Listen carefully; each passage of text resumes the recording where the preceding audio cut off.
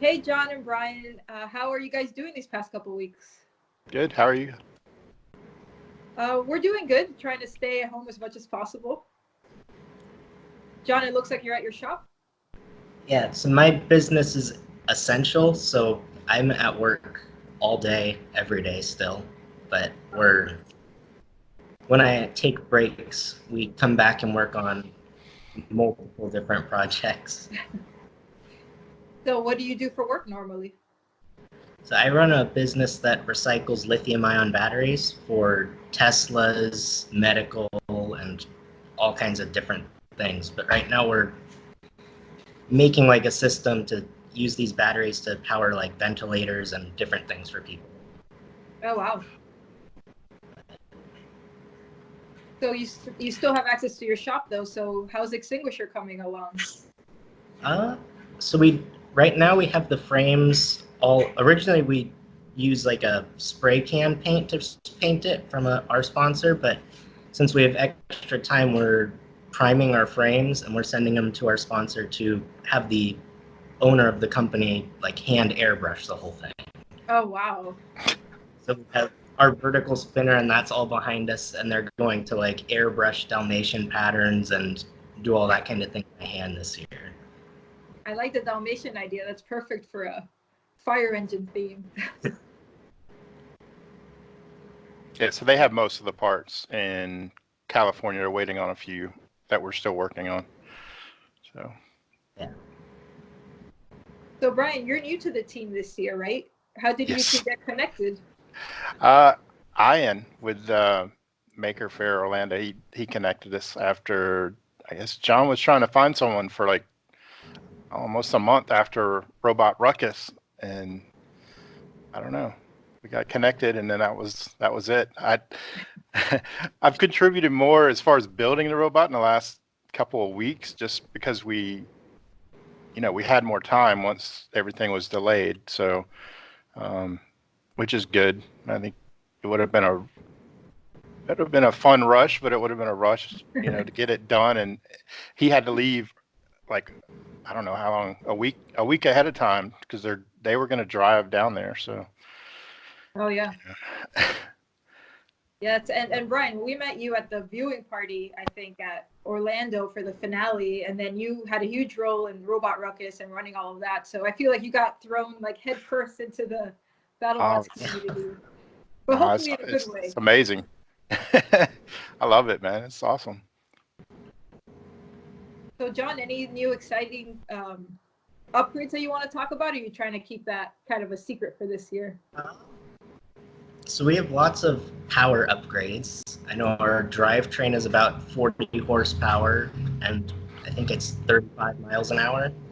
We Wow. have custom wheels and lots of welding and strength upgrades. And then we're working on an anti-flamethrower, which pending BattleBots approval, but we have our senior project for school is a fire truck robot. So it's like, here, it's right here.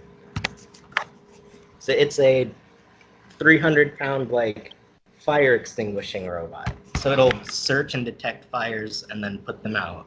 So we're trying to condense this system and put it in a BattleBot because why not? And Yeah, then everybody's adding flamethrowers, so that's actually kind of genius to have an anti-flamethrower. yeah, so we're hoping that's gonna be fun, but we have to work on it still. Yeah, I think that'll be a lot of fun. And you guys are both in Florida, it's just like we are. You're obviously a few hours away from us. But how's your area handling all of this coronavirus? Um, Mostly there's no toilet paper and that kind of thing still, but there's less traffic, which is nice, but most people are just staying inside. Yeah, it's about the same. I'm in more of a rural area, so um, it's not quite as chaotic as in Tampa, but where we don't have toilet paper either. So. Yeah, we're in Miami and toilet paper's been gone for weeks.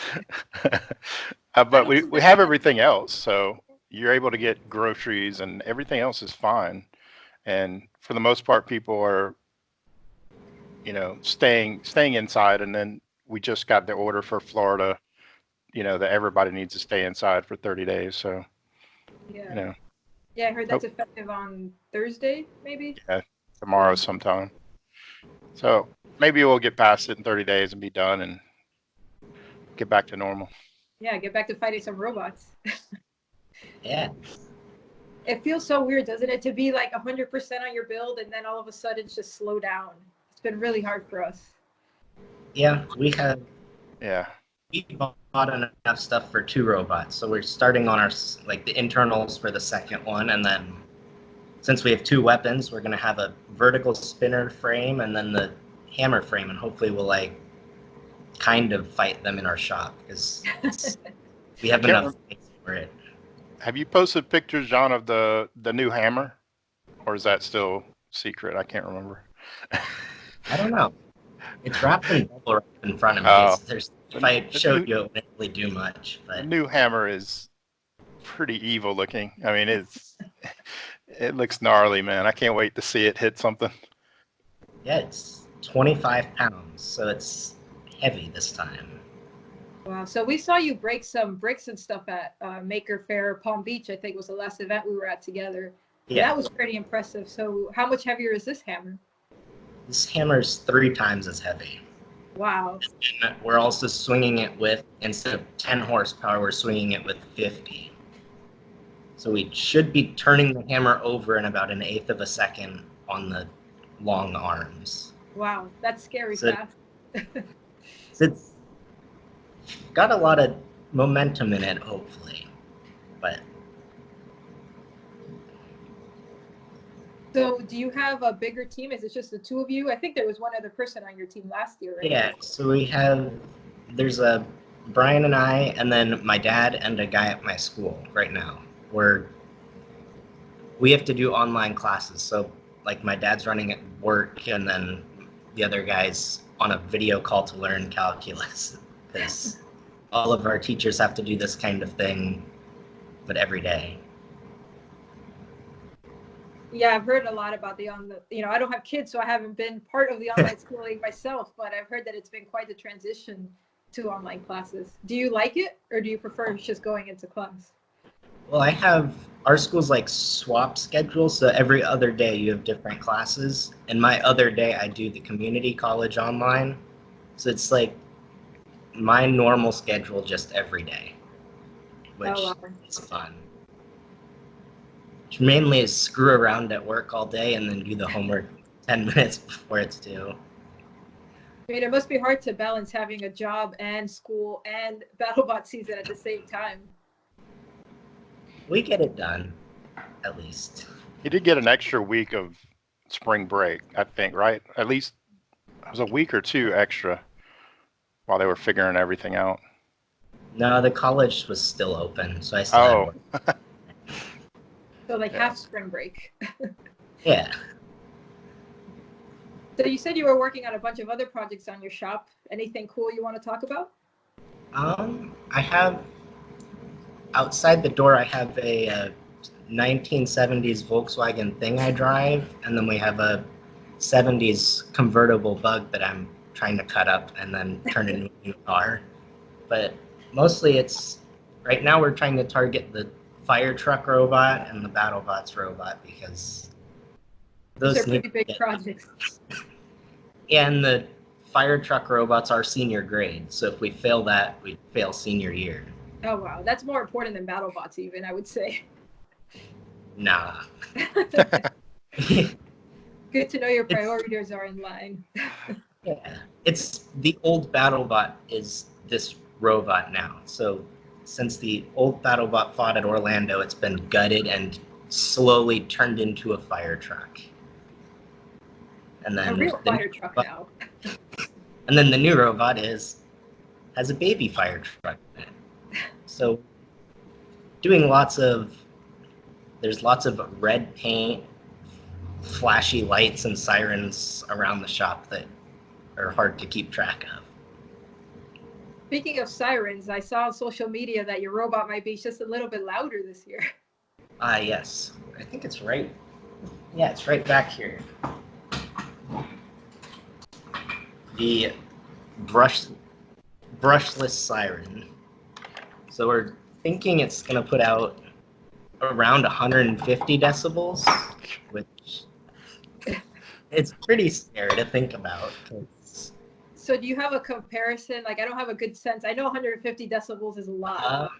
Just how much is it? 140 is like standing next to a shotgun. Oh, wow. And then I think 150 is about a jet engine, like on a plane.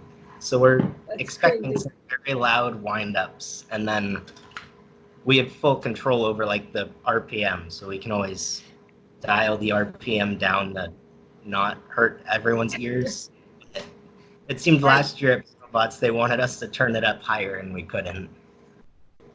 Well, I remember last year, just from the pits, I always knew when you were up for a fight because we could hear your robot in the arena, like across the building, and there was a huge wall in the middle of it. So that was cool. And we're trying to do, I think Brian's working on like programmed LEDs, so we're gonna have like first responders red and white LEDs flashing, and then so with the extra time we're doing lots of like aesthetic and fun things. Fun stuff, yeah. And hopefully soon you'll get to drive it and get more practice. So I think whenever we get to have the new season, everyone's going to be able to drive the robot really, really well, and it's going to be a lot more fun, I think. Yeah, and everybody's going to be better prepared, like you're saying, rather than rushing to finish building it and then putting it in a box across the country. Yeah. So Brian, since you're new to the team, who would you like to see Extinguisher fight?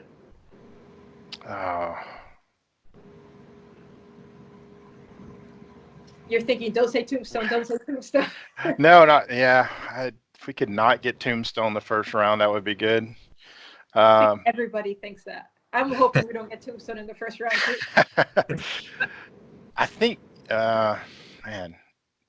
I think Duck would be fun because the hammer. I know he's changed it, and it looks really cool. The new Duck looks really cool from the previews that we saw.